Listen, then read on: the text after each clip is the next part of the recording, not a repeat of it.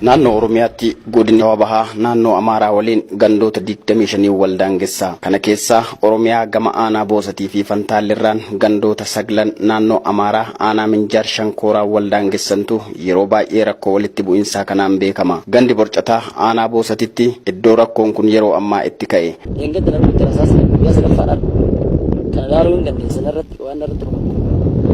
Kartaa xiqqina irratti cabsiti. Dugdi koo asirra madan qabam. Mana yaalaan deema. Qe'uma keenyatti as kanu ganda gadi. As kanu rogotti kana. Makalaakaan dhufuu baate harkaan qabdee turte. Makalaakaan dhufuu baate. Gaasasa qabullee fidadhe. Mandara Ciratti jedhama. Lafti kun Ciratti jedhama jirti sun nama tokkollee abbaa warraa 150 manaa bee jedha isa adda jechuudha. Kun Waaculafaa jedhama. Waaculafaa keessaa mandara kun hunduu duwwaadha. Amma sa'aatii kanatti manni barumsaa kun guyyaa 4 cufamee jira. Namoonni itti barataan jiru. Namni zooniin tokkoffaa fi zooniin lammaffaa fi zooniin sadaffaa galakkisee jira iddoo. Lafti kullaan achi jechuun gara baraa jedhama. Fakkeenyaaf kan jaafu jedhisi. Gara baraa har'aan deebi'eet achumaan garagalee calaqa jar deebi'eet boorticha bakka amma jedhamu kanaan gadi hin beet bubbisaarra deebi'ee achiin wannootti gala. Kanaaf kan hundaa'e kun immoo kaartitu jira. Kaartiin bira hin jira jechuudha. Hin awwaalan malee kaartiin hin jira kaartiin keenya. Oduu kaartiin sun nuu bee diinbari kun walame haga amma lubbuu nama keenya hin dabru. Amma lubbuu nama keenya dabraa jira amma dhumaa jira. Akka moonutiin dhumne immoo mootummaan amma aataa kaafalatti nu akaa'u. Asitti daangaa Oromiyaatti ce'anii namoonni bifa gurmiitiin Minjaar Shankoorarraa dhufanii qubatan. Akka karaa nagaatiin asii ka'an ji'a lamaa oliif uummanni bulchiinsa sadarkaan jiru hanga Oromiyaatti gaafatee deebii dhabnaan tarkaanfitti ce'e. Gama mootummaatiin tanaan dura yeroo baay'eedhaaf rakkoon kun dhufee jira. Rakkoon kun oduu hin bu'iin inni kun falli dhimmichi kun furmaata argatu innee baay'ee sochii godhaa turre. Asirraa kaanee aga Oromiyaatillee deemaa turre.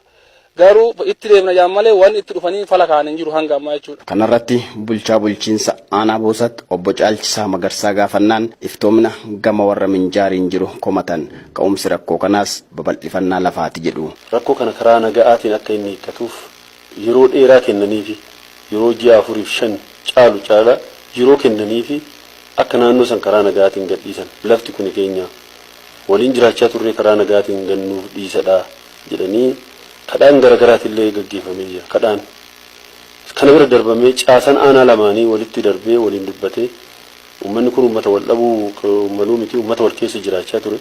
Uummata gabaadhaan illee wal keessa jiraachaa ture. Uummata firummaadhaan illee walitti makame.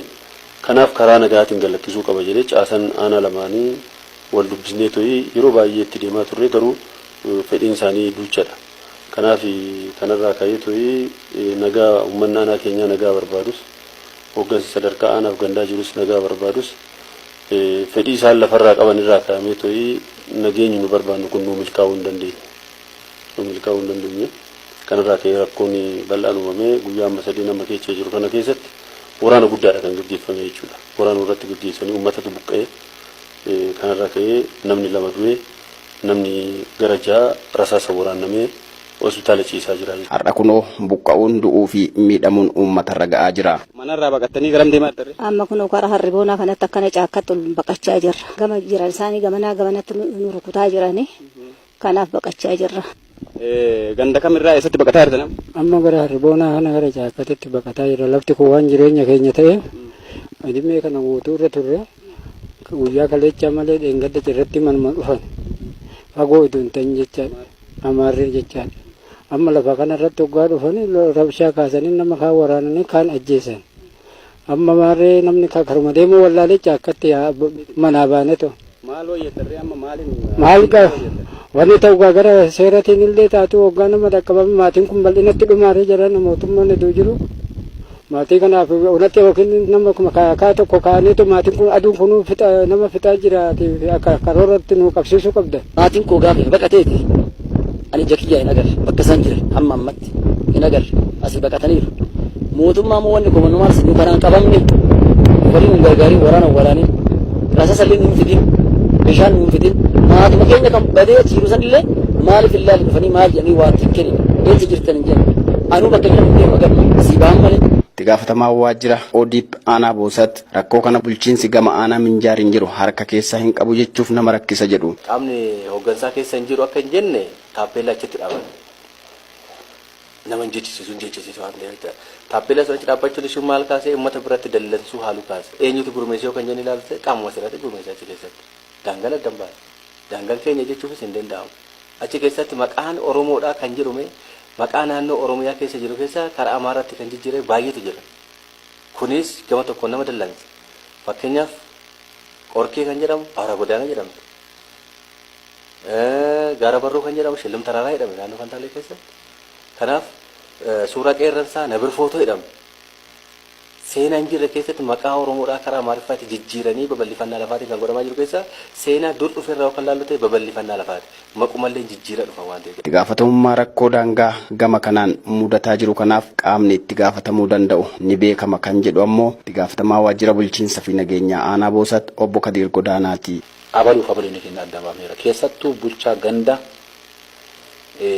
Amoora Beetee jechuudha ganda san kan bulchu itti gaafatamaa ganda san jechuudha.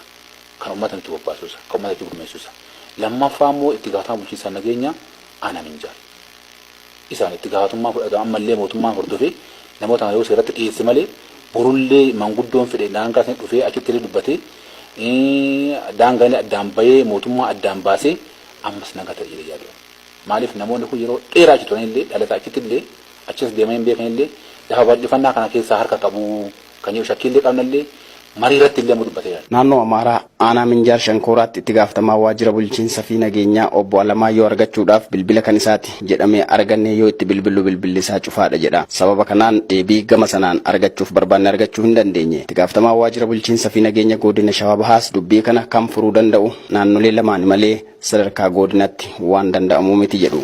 Waan akka godinaatti hojjennu waan akka aanaatti hojjetamu waan akka gandaatti hojjetamu hojiin bal'aan hojjetamee jira.